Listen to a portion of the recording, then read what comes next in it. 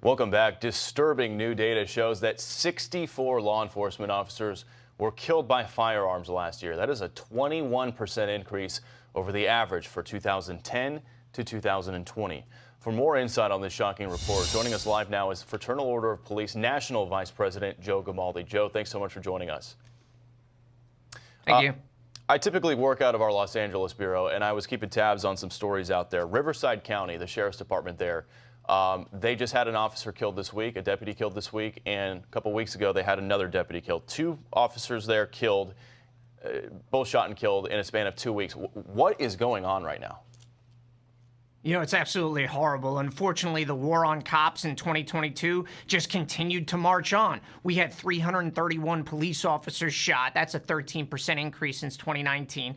We had nearly 90 ambush attacks, and 64 of those officers lost their lives. And that comes on the heels of 2021, which was the deadliest year for law enforcement and intentional homicides in over 2 decades. Now, you combine that with what we're seeing nationwide, where you've had over 20,000 homicides for 2 years in a row. We haven't seen that since the 1990s. And the truth is, we have a culture of lawlessness that has gripped this country. It's been fueled by an open border, rogue DAs, activist judges, a revolving door criminal justice system, and generally a society that tells people you're no longer accountable for your own actions. So the leaders in this country, from the White House on down, need to understand that we're fighting for the very soul of our nation right now, and we're losing. And that's why we see chaos and disorder everywhere we look, and we just can't go on like this. And Joe, what do you think kind of the root cause of this is, at least recently? Is it the growing anti-police rhetoric and movement that has kind of spread across the country in the last few years? Are people just getting more violent? Do people just not care anymore? I mean, what do you see as the root cause of what's going on here?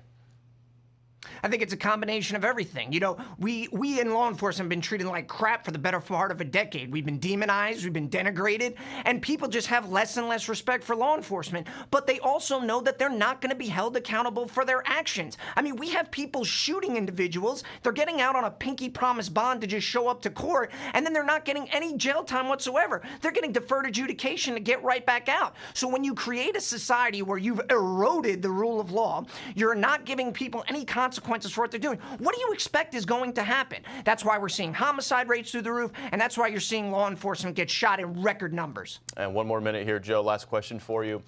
When I talk to cops, a lot of them tell me the most scared kind of call they get is a DV call, domestic violence, often responding to a highly charged, volatile, sometimes very emotional situation. Take us into the mind of an officer when they respond to a scene like that, because a lot of these shootings do end up coming out of a DV situation, right? Yeah, you need to understand, when you go to a domestic violence situation, tensions are running high, and I still run out there on night shift. I'm going to head out to work after I get done with this interview in a few hours, and they are extremely dangerous situations. Emotions are high. These people may have been at each other for months, weeks, and it just came to a head now. And now our officers are getting in the middle of it, and oftentimes when we actually arrest the primary aggressor, the other person that's involved may attack us because they actually don't want that person to go to jail. So an extremely volatile situation. You don't know the history going in, and we just try to do the best job we can to not only keep those people in the community safe, but to keep ourselves safe as well.